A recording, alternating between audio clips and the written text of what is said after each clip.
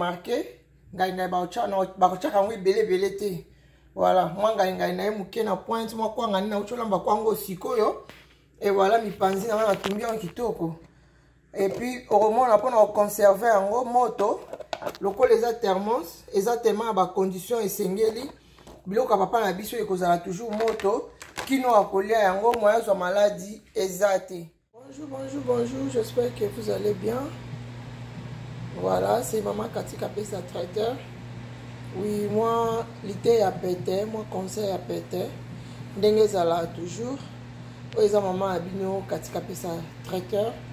Voilà, naza juste ko pesa moi ba maman na biso, moi toli, moi muke. Pona etali sac pona ba mibali na bango, pona etali biloka kolia to kotia sac pona linge pona etali pose.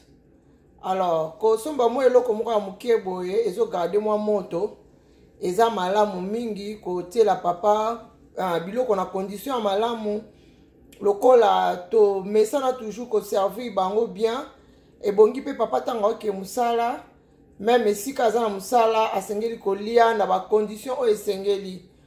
Voilà, bandeko balandi, eza vraiment pas trop cher. Bon, maman oyo alinga toujours molonga ni nae, arolinga molonga ni nae, azala bien andaku, na musala, partout bisika nyonso, akoka kozala bien. Voilà, bon remarquer toza na thermos na biso awa. Voilà, bon moni, toza na thermos. Alors thermos pour servir biso tango papa ke musala, to tele biloko akolia. La carte est vraiment menée et puis tout ça à bassin na ngeza pembe et ça boye voilà ça papa ke musala au chele moi biloko na e ya pose soit ya linge na ba condition moko esengeli esenga te oza millionnaire oza soki ndenge nini mais bon mona ke chéri na ngai azoke musala mais nazo préparer siko ko bongsa sac na e oyo akomemela biloko na ye akolia po eza na ba condition ya bien.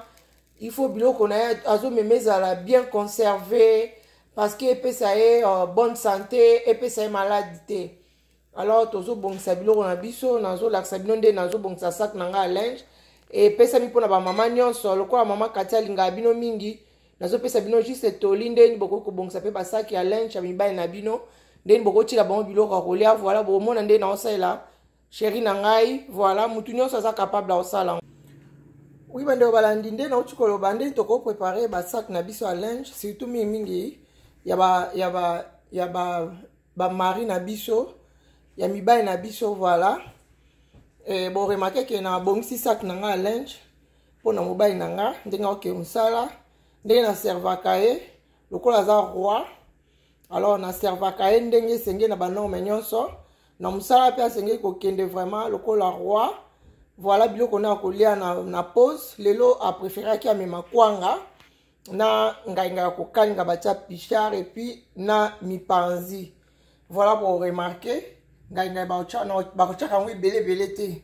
Voilà, moi ngainga na muke na pointe moi kwanga na ucholamba kwango sikoyo et voilà mipanzi na tumbi en kitoko. Et puis au moment on a pour conserver en moto loko les thermos exactement ba condition esengeli biloko papa na biso ekozala toujours moto kino akolia yango moya zo maladie ezate. Voilà ba maman to négligeaka te.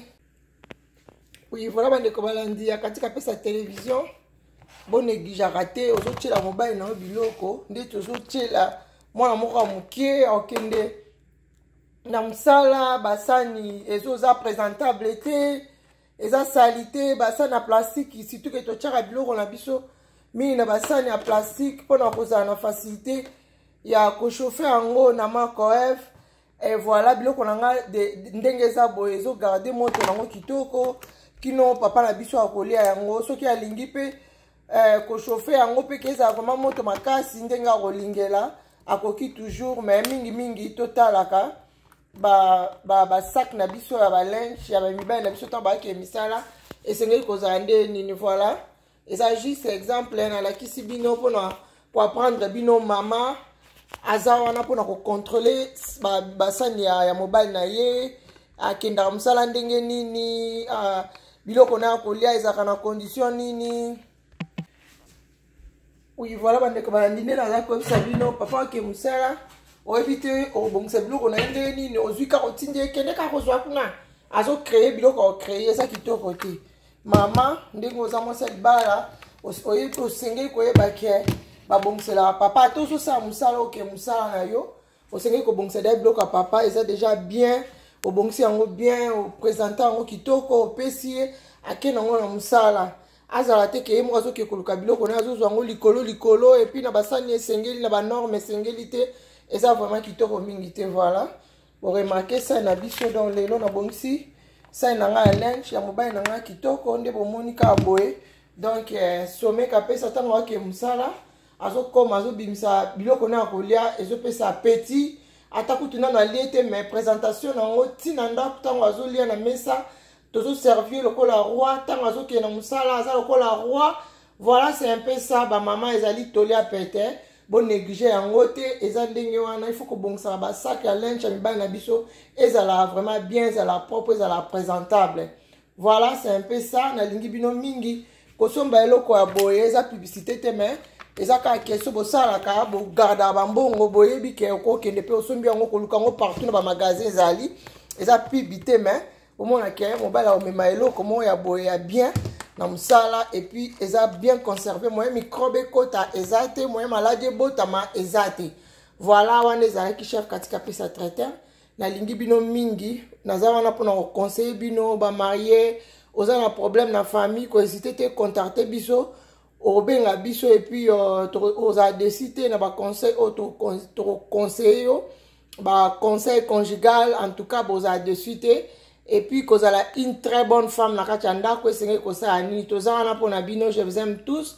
Voilà ezali mateya ya pete ezali facile à comprendre eza nango compliqué te. Voilà à vous merci beaucoup mpona bino bato bokotimbala liboso na chaîne na biso ya télévision akatika apesa télévision bokende mingi na kosabone mingi na cloche ya notification epuis bohésite te bolike bemission na biso epuis bopartage yango bacommentaire na bino ekosala biso bien. Mama Kati azali disponible azali wana mpona bino mpona koconseille bino ntango nyonso boza na posa ya conseil naza wana mpona bino. Propriété ezali eloko oyo mutu ayekolaka mpo akoka kozala nango.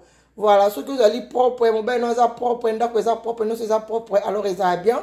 Voilà je vous aime tous dans mon cœur bisous à suivre tokutana na mbala nsima na video ya nsima bisous.